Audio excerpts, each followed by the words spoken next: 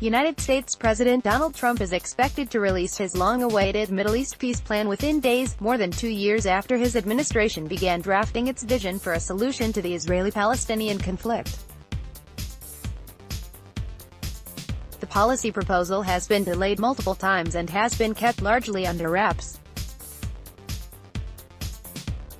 Here is what we know so far. The timing: Trump said he will likely release details of his plan before Israel's Prime Minister Benjamin Netanyahu and his rival in upcoming Israeli elections, Benny Gantz, visit the White House on Tuesday. The Palestinian leadership, which has rejected the proposal before it is even released, was not invited to the Washington talks. "It's a great plan. It's a plan that really would work," Trump told reporters on Air Force One. "I love doing deals," he said. "They say peace between Israel and the Palestinians is the toughest of any deal." The plan would be rolled out as Trump's Senate impeachment trial continues on Capitol Hill and as Netanyahu seeks parliamentary immunity from prosecution in corruption cases. Both leaders also face re-elections. Israelis are due back in the polls on March 2 and Trump is gearing up for the U.S. presidential election on November 3. The U.S. has tried to release the plan multiple times before, but Israel has been engulfed in a political crisis after Netanyahu failed to form a majority government twice last year, creating uncertainty over who will be in charge to negotiate a peace deal. There have been several false starts by the U.S. administration in the unveiling of a plan that has been ready for some time now, said Lucy Kurtzer-Ellen-Bogen, the director of the Israeli-Palestinian conflict program at the United States Institute of Peace. Some think that the administration is running out of patience waiting for Israeli elections that may yet again not be conclusive, Kurtzer-Ellen-Bogen told Al Jazeera. Observers say by inviting both leading candidates, the U.S. may be hoping to get Israel's next prime minister on board in advance. Palestinian rejection: the Palestinians have already dismissed the deal of the century, as the peace plan is widely dubbed, saying it will likely be heavily tilted in Israel's favor, like several other steps taken by Trump since taking office in January 2017. Over the past 3 years, the Trump administration has controversially recognized Jerusalem as Israel's capital and relocated the U.S. embassy there from Tel Aviv, reversed decades of U.S. policy by refraining from endorsing a two-state solution, announced that it no longer views Israeli settlements in occupied territory as inconsistent with international law, stopped funding the United Nations Palestinian Refugee Agency UNRWA, and slashed hundreds of millions of dollars of aid to Palestinians, among other steps.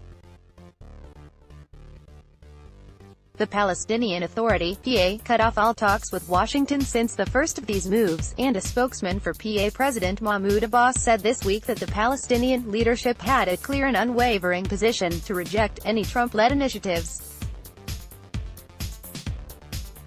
In a Twitter post, Saeb Erekat, the Secretary-General of the Palestine Liberation Organization, said any proposal that ignored Palestinian rights would be recorded in history as the fraud of the century.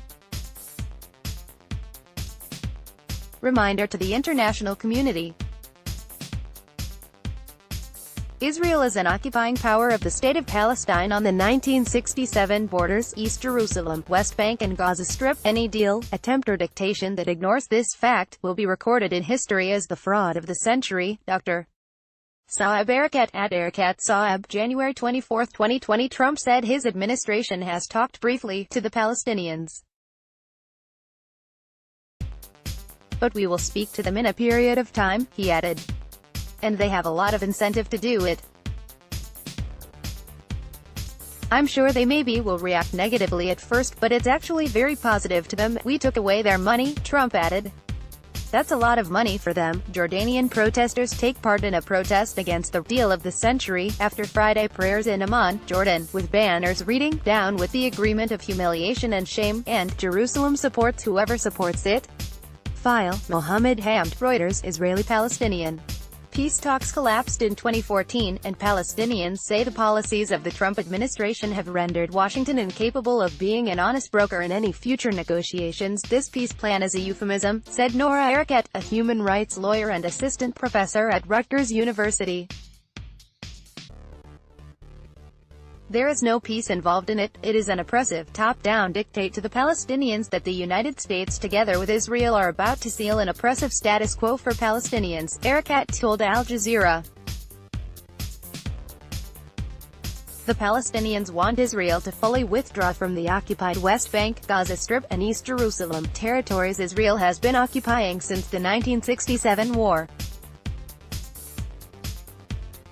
The Palestinians want those territories to become part of a future independent state, with East Jerusalem as its capital. They also seek the right of return for millions of refugees. Economic Plan. The economic portion of the veiled plan was published on June 22, just before its presentation in a gathering in Bahrain, which was boycotted by the Palestinian leadership. Trump's son-in-law and senior advisor Jared Kushner proposed a $50 billion investment fund during a two-day workshop called Peace to Prosperity aimed at boosting the Palestinian and neighboring Arab economies, arguing that this approach could generate prosperity in the occupied Palestinian territories, and Jordan, Egypt and Lebanon. Jared Kushner speaking at the Peace to Prosperity conference in Manama, Bahrain, handout via Reuters. The plan included infrastructure, business and tourism projects as well as the construction of a travel corridor in Israel that would link the West Bank and Gaza Strip with a highway. Israeli government officials did not attend the event in Manama while several Arab states stayed away or sent low-level delegations. Contents of the plan. The development of the peace plan began in November 2017 by a Kushner-led team of advisors and officials including Chief Negotiator Jason Greenblatt, Deputy National Security Advisor Dina Powell and Ambassador to Israel David Friedman. The plan is reportedly dozens of pages long, but its political outlines remain a closely guarded secret. Kushner said the peace proposal will not include the phrase, two-state solution.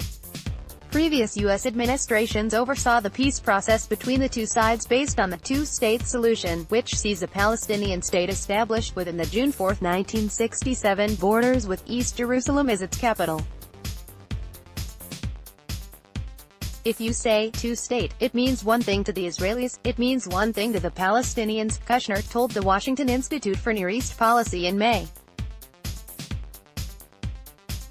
U.S. Ambassador to Israel David Friedman and White House Mideast envoy Jason Greenblatt attending the opening of an ancient road in the occupied East Palestinian neighborhood of Silwan, Zafri Rabav Pool via Reuters. We said, let's just not say it.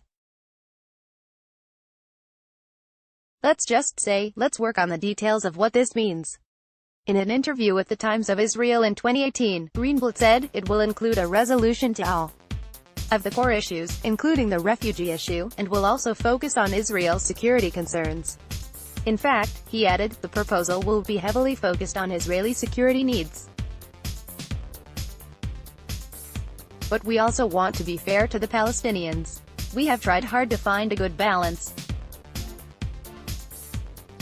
Each side will find things in this plan that they don't like. There are no perfect solutions. Palestinians fear that the plan seeks to use economic incentives to bribe them into accepting Israeli occupation, in what could be an Israeli aim to annex the majority of the West Bank and most of the Jordan Valley, a strategic and fertile strip of territory. International support not guaranteed. It remains unknown what effect the announcement will have, and what will follow. It is also unclear if the plan will garner any international support. The UN and most of the international community have long supported and negotiated two-state solution as the basis of any peace plan in the region. There are some in the White House who genuinely believe that there is enough in this plan that might make the Palestinian side think twice and after reading it. And might say, we don't like it but let's talk, said Hadi Amr, former deputy special envoy for the Israeli-Palestinian conflict under the administration of Trump's predecessor, Barack Obama. We don't know exactly what is going to happen, but we do know that they have something rigorous that has been written up, Amr told Al Jazeera. It will not answer every question, but it will answer a number of questions. Let's block ads. Why?